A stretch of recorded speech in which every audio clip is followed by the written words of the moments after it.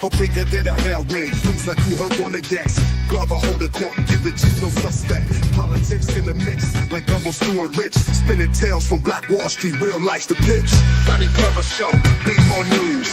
Donnie Glover Show, be more news.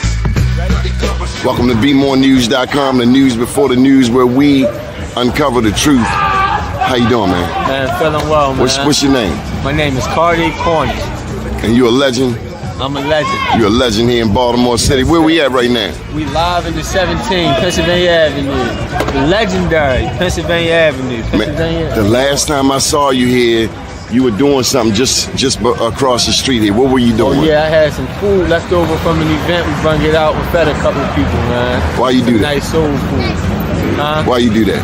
Man, the love that God has shown me in Christ, man, it overflows. That's how it overflows. Yes, sir. We got more than we can use. We got more than we can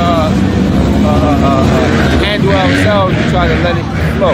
Let it flow to the next person. Yeah. We're proud of you, man. Thank you. And we're proud of your son. Thank you. You're watching BeMoreNews.com, the news before the news, where we uncover the truth. Business six hotter than lava. Got that Midas touch. Stocks and blocks teaching youngins how to clutch. Ears to the concrete, finger on the pulse, dropping wisdom like Hova. Each word a joke. Donnie Glover Show, be more news. Donnie Glover Show, be more news. Donnie Glover Show, be more news. Donnie Glover Show, be more news. Walls painted black, history on lock. Blast off from Tulsa, rebirth like a clock. Markets rising from ashes to days. Donnie the narrator, truth runs in veins. Donnie Glover Show, be more news. Donnie Glover Show, be more news. Donnie Glover Show, be more news. Donnie Glover Show, be more news.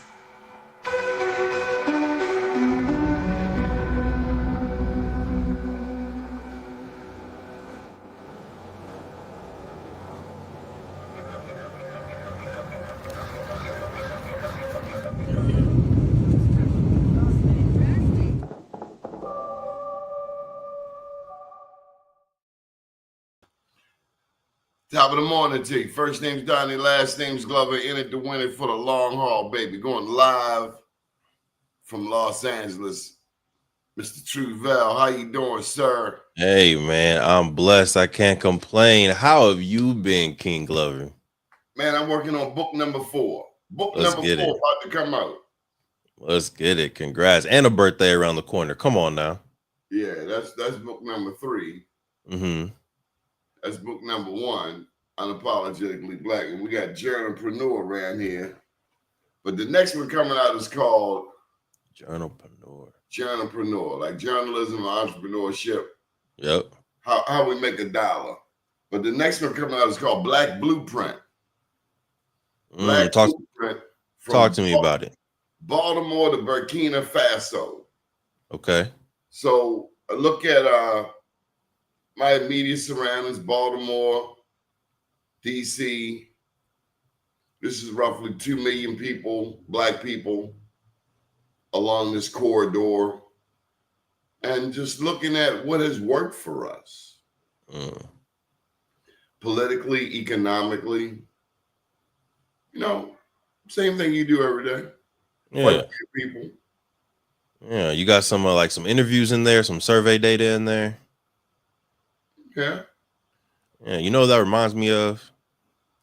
That reminds me of W.E.B. Du Bois and the Philadelphia Negro. Right, where he did a very, very similar study where he was walking around the city of Philadelphia just trying to get the sense of what the Black life was like in that city. And from that, we have the Philadelphia Negro. From that, we have the Souls of Black Folk that come out later. So I'm excited for what you're going to do right in 2024, 2025, 2026, and experiencing what is the experience of a African-American in Baltimore and what might that translate to book-wise. So I'm excited for that one. Du Bois, man, to even be mentioned in the same sentence with such an icon. He spent some time in Baltimore. I know his daughter taught here. Really? But W.E.B. Du Bois is my favorite intellectual Really? of all time. As a matter of fact, my daughter shares his birthday, February 23rd. See, that's why subconsciously you're moving like him. It's just it's in there. Two souls, two warring ideals, one dark body whose dogged strength alone keeps him from being torn asunder. Yes, sir. Voice was a beast.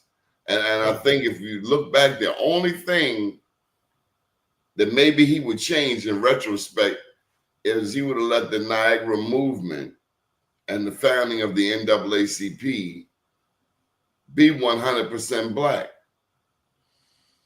Yep. That and I think he would have not fought Booker T. Washington as much. Right. I think in his later years, I think he kind of circled back to Pan-Africanism. In his later years, he realized that Booker T. Washington was not completely wrong in his fight to make sure that we are getting economic independence.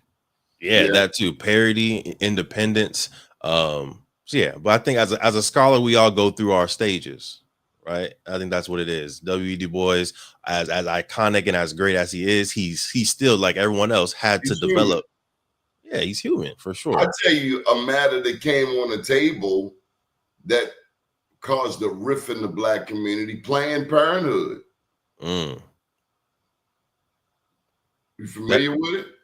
I'm familiar with it. I'm not familiar with how that connects to Du Bois, unless you were swerving. So when they were coming in with this Planned Parenthood movement, they had to get the support of famous Black leaders. So let's take his name off the table. I know King got compromised in that. They dragged Dr. Martin Luther King's name into it. But Planned Parenthood, they were like a democratic movement. They would come in to try to pick off our best leaders and say, hey, this is good. And it's like, hold up, Pam. Yeah. We heard what Margaret Sanger said. She said that Black people are like weeds that need to be exterminated. We understand the relationship to Charles Galton, who was the cousin of Charles Darwin. They were talking the survival of the fittest. We understand that Mendele mentality out of Nazi Germany, blonde hair, blue eyes, master race. But we also understand Jesse Owens went over there and debunked that BS with literally flying colors. Yeah. You see that black man just run by you? Yep. See that? Yeah, Los definitely. Angeles, man. Enough about me, man. Tell them about What's you. up? Welcome to the show, man. Oh man, it's your show. We try to talk about you as much as we can, but I'm happy to be back on the show. It's been a couple years. For those that haven't had the honor of connecting with me, my name is Devon Truvel, creator of Black Wall Street, the board game, founder of Play Black Wall Street. Since 2018, we've created board games centering the history of Black Wall Street to make sure that more people can learn about it, but also increase financial literacy. So, King Glover, since the last time we've been on the show, we started to have some programs in schools, right? So we have mentorship programs in schools that teach financial literacy. We host a once a year pitch competition with our middle school students, with our high school students. Man, these students got some brilliant ideas, King Glover. So it's good to give them the stage, give them the mic so they can share their ideas. And these are real ideas that can solve problems in the community. So that's really what we've been focused on, is just building out this business, teaching more students and more people how to build businesses. And it's been exciting. I think 3 years since I've been on. It's been a minute, but I just wanted to take a moment and thank you, because I've never forgotten this connection, and so much is happening. Yeah. On your side of the country. How have you been navigating Los Angeles, California? All that's going on, fires, Trump's protests. Yeah. Just, in addition to just living in America, how have you been? Man, it's been a roller coaster ride, right? It's been a roller coaster ride because we're in Los Angeles, got a lot of family, got a lot of students around here. So everything that's happening, I'm always 1, 2, 3 degrees away from separation. We were at Palisades High School, right? And I do want to give, a lot of love to our teachers and our students out there in Palisades High School. We were there probably 2-3 weeks before the fire doing a Black Wall Street game session with their Black Student Union.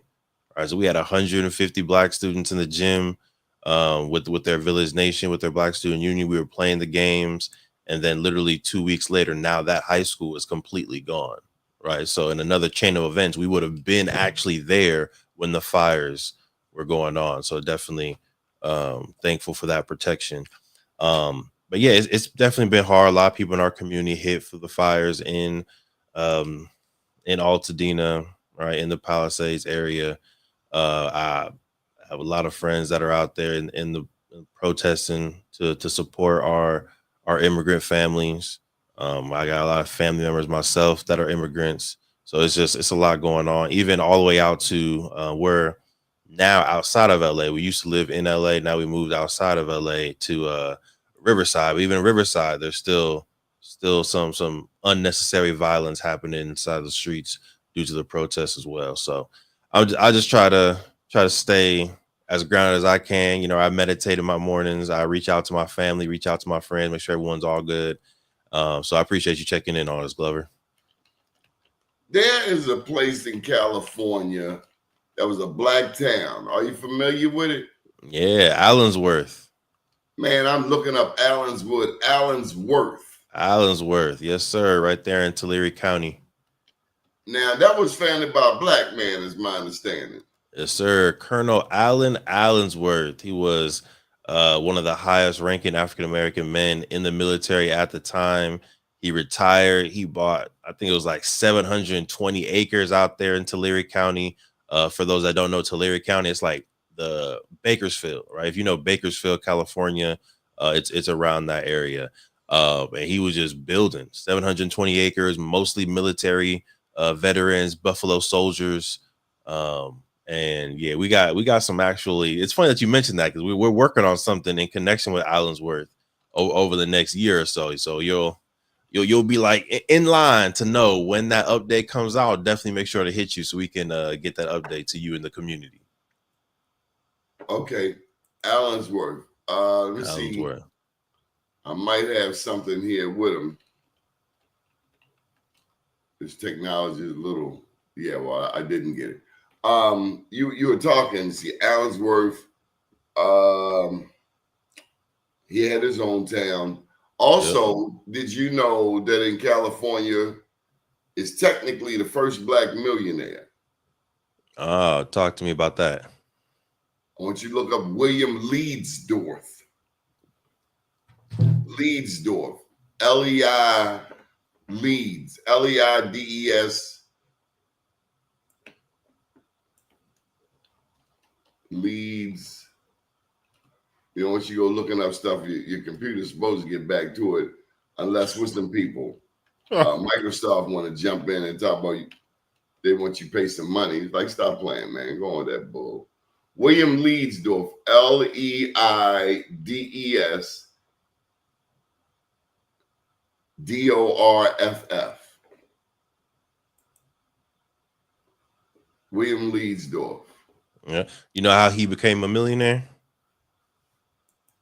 I think his daddy was rich.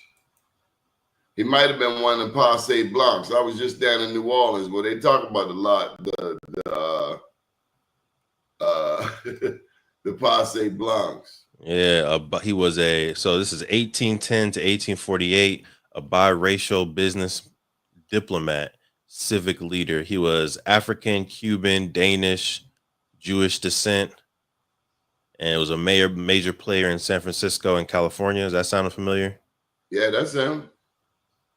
First U.S. Black millionaire in the West.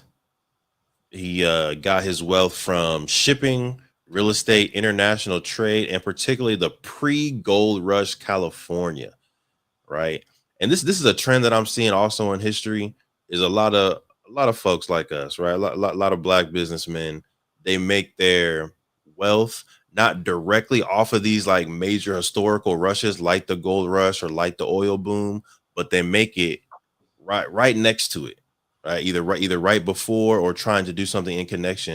And I think that's something that we need to learn when it comes to this AI gold rush right now, right? Maybe we might not make the millions or billions of dollars directly in AI, but there's going to be a tangential market that we can get into that can still get us there. It might be media, it might be sports, it might be fashion, but we need to make sure we pay attention to that. What was trend. that term you use?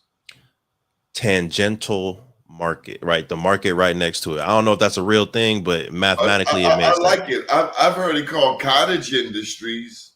The cottage industries.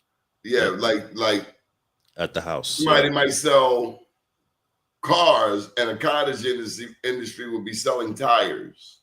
Got you. Selling air fresheners, anything for a car. Mm-hmm. But you're right. Now let me test your gangster.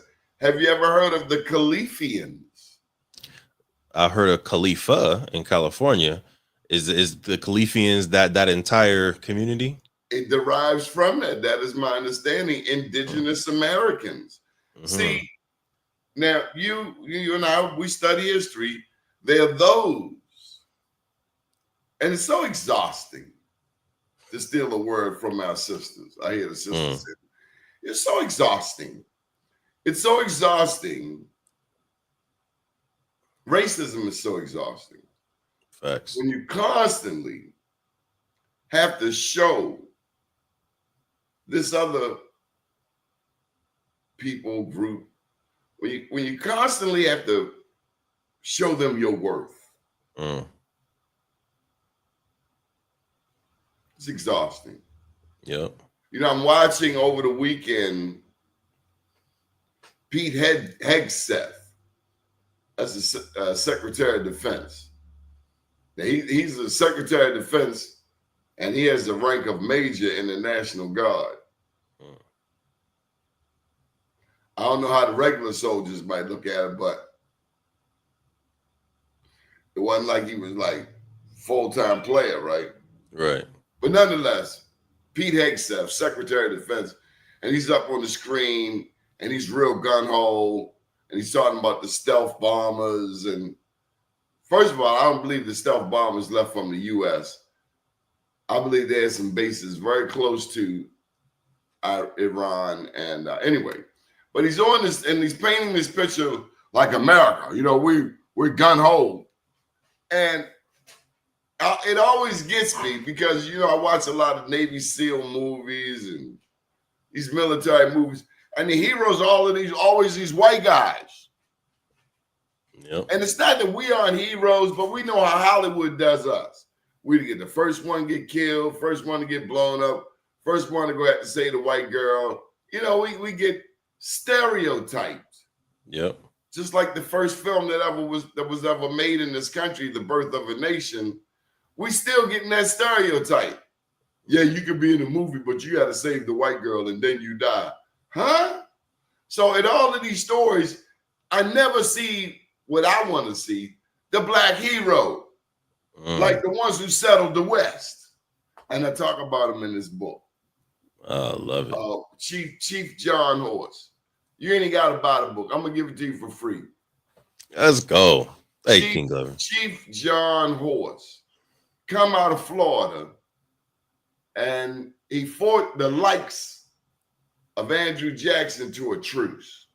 Because Andrew Jackson, see, blacks said, once you get down to Florida, Spain owned Florida. It wasn't the Florida of America. Right. It was a Spanish colony. And if you escaped there, you had up until 1831, you could get your freedom. Because Spain ain't caring about the U.S. expansion.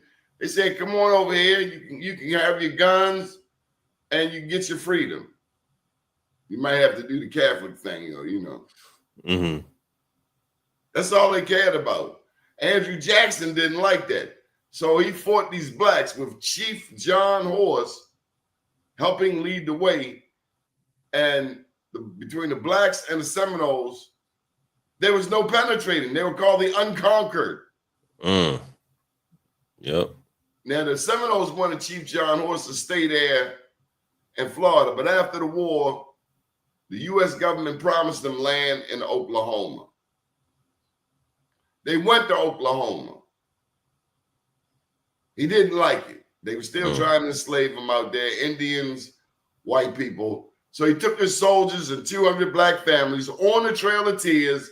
Notice I told you they were not, I did not say they were enslaved. They were soldiers, they were free. So that dismisses this BS that all the blacks on the Trail of Tears were slaves. Right.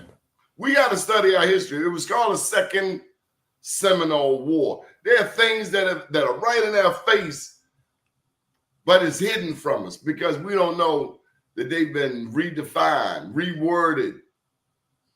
Yep. But these blacks eventually went through Texas. They built 500 black towns going through Texas.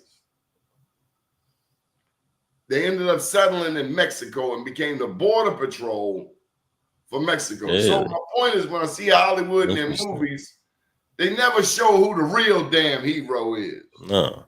Well, why do you think that is? Because they don't want you to be strong. All they want us to see is images of us killing each other or doing a shoo, shoo, shoo. Yep. So Marcus Garvey wrote in his philosophy and opinions of Marcus Garvey, I think this was like number 3 in the book, was propaganda, right? And the tool of propaganda used, and that the Negro at the time, and probably still to this day, suffers the most from propaganda, which is the power using influence and using the media to force you to think something against your will. I don't have nothing against weaves. I don't have nothing against braids. But the thing that get me is when I see our beautiful black sisters running their hands through the straight hair, and I'm like, you do know you look like Barbie. Let me see you run your hands through a big 5-foot bush. Or some locks, right? Go ahead and grow out some natural locks. Yeah. I can take a bald head. Oh, you want those warriors from Black Panther? I'm just saying, do we realize we are emulating a European image of beauty? That's all I want to know. Right. And then they are emulating us. Right. But it's interesting how, the propaganda to which we try to emulate them, but then they know the truth. So they're trying to emulate us. They're getting the fake lips, so their lips look bigger. They're doing BBL. the BBL so they can have a little bit more curves like our African women. So it's interesting. Tan. Yep. Trying to get the tan.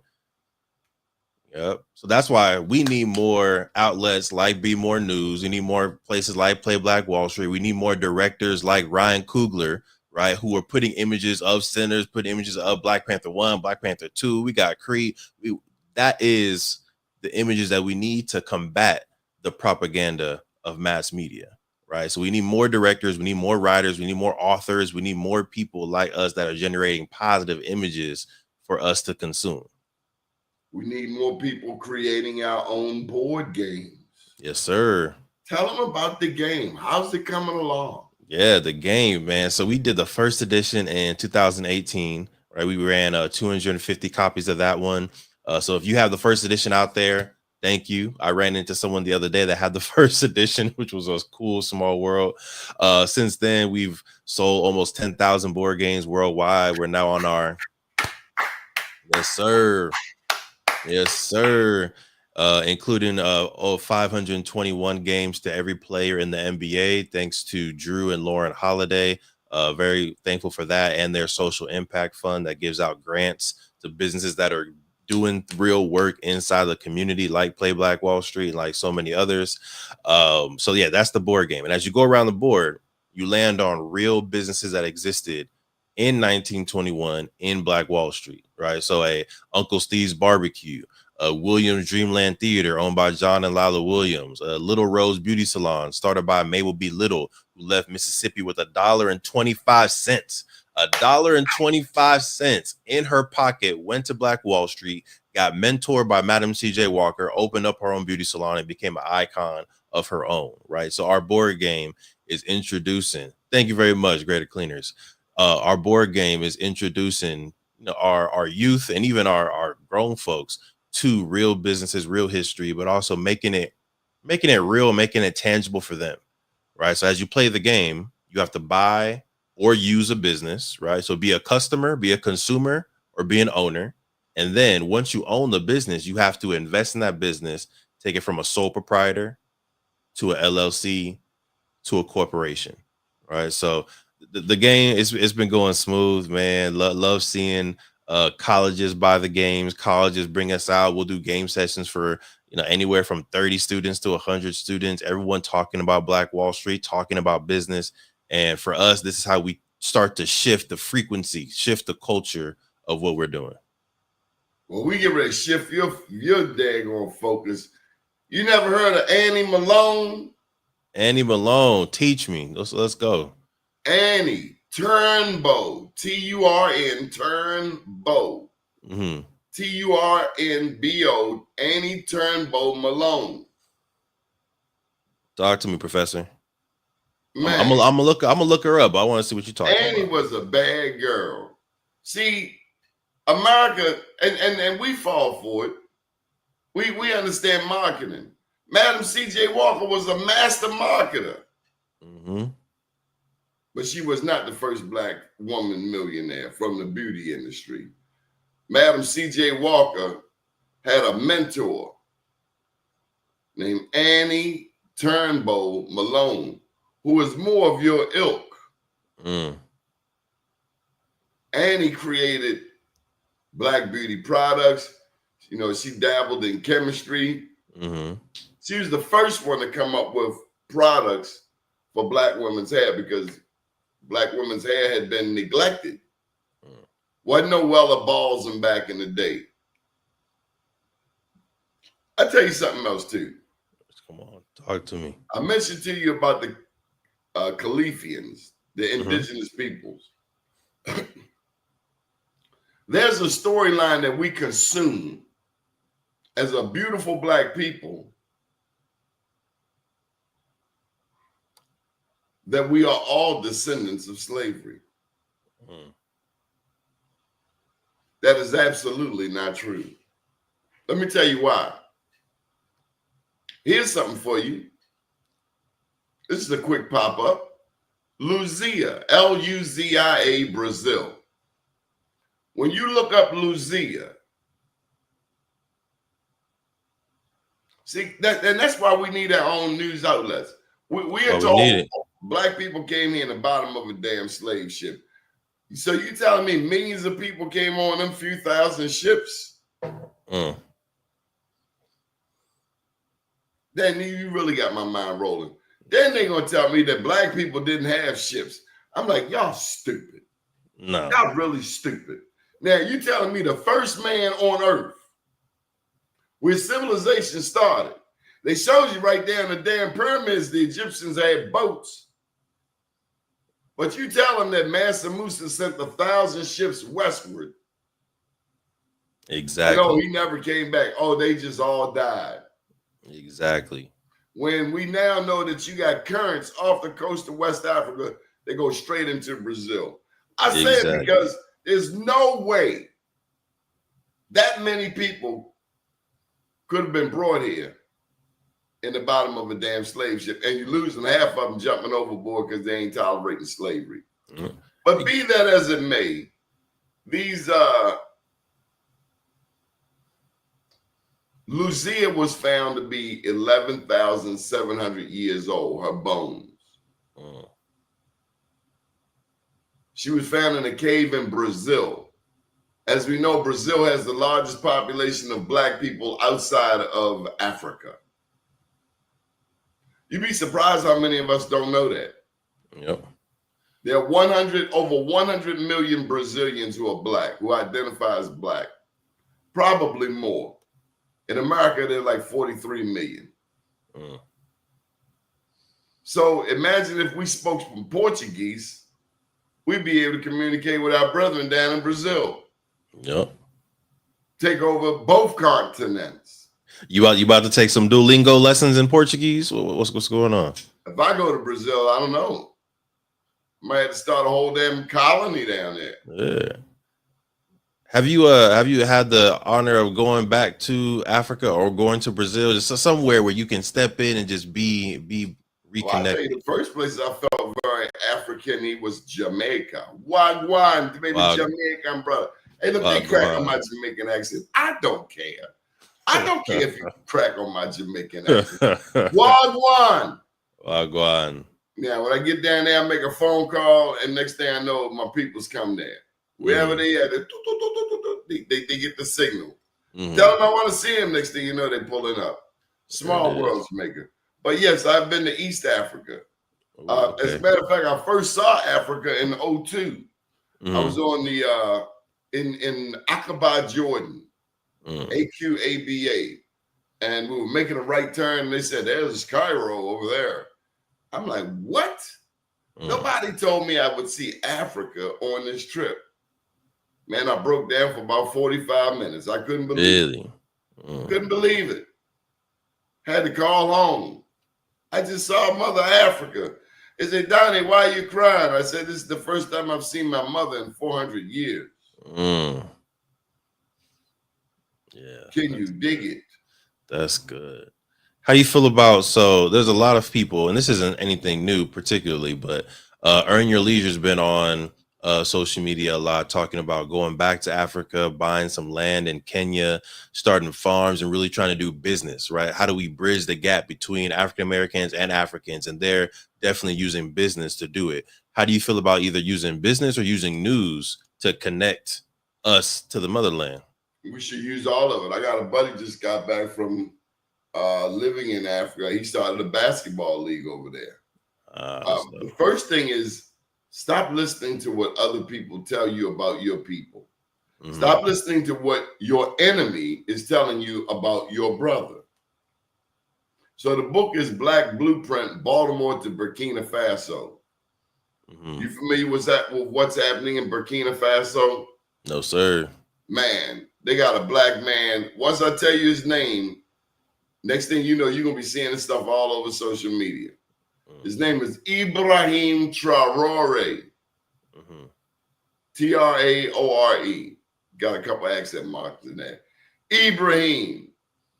French, the U.S., they done tried to kill Ibrahim 20 times. Because Ibrahim brought a Idi Amin move. You remember Idi Amin, Uganda?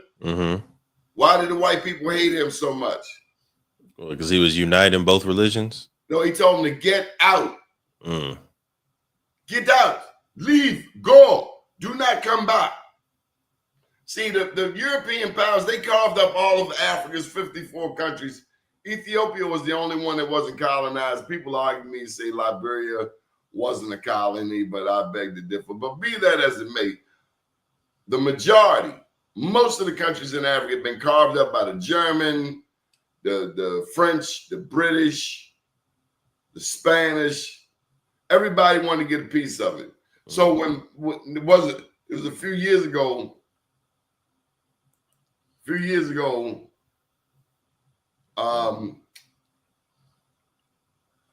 just threw me on that. So he's saying that Idi Amin wanted to change the currency to a gold. What comes to mind was why they killed Gaddafi, because Gaddafi wanted to form one currency. But Ibrahim Traore is the president of Burkina Faso. He is linked with Niger and Mali, his neighboring countries, and they're building a train that touches the capital of each of the three countries. Mind you, they're right there where Nigeria is. That's the most populous African country with 200 million people. And so they're essentially creating an anti-colonialism, anti-neo-colonialism space. White people, you done did your thing and they get out. Because all you do is take. Right. Then they want to demonize Africans. Oh, you're dealing with the Chinese, you're dealing with the Russians. Now we're just trying to deal with people who are going to treat us fairly. Because we see you come in and you bring your cousins like roaches and you don't want to leave. And you don't give back. So they cut them off. Ibrahim Traore, they cut him off. They say, you got to get out, go.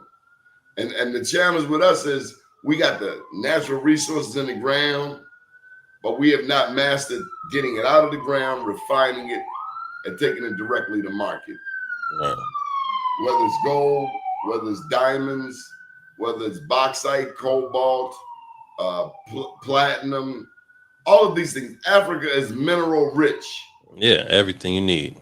But this dude been coming over and getting the stuff out because he knows how to refine. We got to stop that. If anybody doing any digging, it's us. Right. So what they do is they come over there. They see what we building right here, and they come and give you some money and tell you that I ain't SHIT. And then they come over here and give me some drugs and some liquor, and they say, by the way, your boy out there in LA, he said your mother ain't no damn good. So that's how they do. They divide and conquer us. Yep. It all goes back to that propaganda Marcus Garvey was talking about. That's why we have to have our own machines. And on that note, I'd like to take a moment and pause to acknowledge the life of Naba Muhammad. We called him Richard Muhammad, but his full name was Naba Muhammad. He was the editor-in-chief of the Final Call newspaper. And he was a friend, a colleague, and helped me to take Be More News to a more national level. So Ashe, may Allah welcome him to the kingdom. And that's why it's so important that we stay connected. Might not have talked in 2 or 3 years, but that's why we came back around. And I'm getting ready to celebrate my 60th birthday. Yeah. And I had to talk to you because sometimes we forget all of the people that we've touched. Right. And so much going on in LA. Yes, sir. I was just in New Orleans, and I had to get it straight from the people. I say, how y'all feel about Kendrick Lamar getting the Super Bowl show? Man, there's some Wheezy fans. That's all they want is Wheezy. They don't care. Of course. They love Kendrick. But they say this NOLA, man. This Wheezy country. And it would have been the same way if the Super Bowl was in LA and someone from Louisiana would have got it, someone from Texas would have got it. People from LA would have been like, oh, come on, why didn't you give it to Kendrick, to Dre, to YG? So it's one lady made a point that Wheezy was not coming with that level of cultural competency that Kendrick did. No. Boy's a genius. Yeah, well, first off, they're both geniuses, but Kendrick is on another level, man. Kendrick's on another level, and it's more conscious genius, right? He's that like Black in a Panther world where we get so much crap. Yes. That you got to protect, and I got to protect our daughters from, our women from. Yes. Just tell you about the subtle little thing we see our sisters going through every day. Baby, why are you giving yourself a concussion? Yep. And to even bring to complete that circle, right? That the song that he ended with was "Turn the TV Off." Turn the outside influence on your life off. Turn the propaganda off. Whether it's watching, not Be More News, but watching the other news channels, right? Other movies, other TVs, Netflix. All this propaganda that we are consuming is changing our consciousness and changing how we feel about ourselves. So we need to turn the TV off. That's what Kendrick was saying. Kendrick deep, man. Oh yeah. I'm glad I learned about him before his Super Bowl show. I've been following him for at least 3-4 years. Don't kill my vibe. Don't kill my vibe. Don't kill my vibe. That was the first one I fell with. I'm like, who is this young man? Then I learned that he did his homework. Shorty been hanging out with Boozilla, baby. I'm a rock star, rockstar. I mean, George Collins, Parliament, Funkadelic. He done tapped into musical history. He didn't met Stevie. He didn't met the greats. Yep. And he's pulling it all together. How can one person remember all them lines? And then how he would just take Jay-Z's lines and the one in front of the gun lives forever. Because, Jigga said, I'd rather be the shooter. Mm-hmm. And so Kendrick just came with a counter culture. Yep. They not like us. They not All the like way down us. to the bell bottoms, man. Now, I'm 60, man. I'm trying to wear these bell bottoms. I'm telling you, if I fall, this gonna be the last time I wear them damn bell bottoms. Hey, listen, don't do it. Protect yourself, brother Glover. Protect yourself, man. But I wanted to, before we wrap, I wanted to make sure you knew, your people knew, we are hosting Black Future Fest this Sunday, actually. This Sunday, Black Future Fest, Riverside, California. The whole idea is exactly what you're talking about. How can we undo some of the damage, some of the propaganda that's been going on for the past 400 years and start to really build a successful, prosperous, and African-centered future? So we'll be at La Sierra University. They have their first Black president, and we are going to be celebrating the Black future. We're going to be playing Black Wall Street, the board game. We'll have it set up for everybody. There'll be an NBA-style combine for our middle school and high school students. There will be hip-hop pedagogy experts speaking, African-centered pedagogy experts speaking, real estate investing, how to start your own business and entrepreneurship. It's going to be a fun day. So make sure y'all pull up. Go to Black Future Fest. That's blkfuturefest.com. Grab your tickets and pull up to La Sierra on June 29th. BLK Superfest. Future. BLK Future Fest. .com.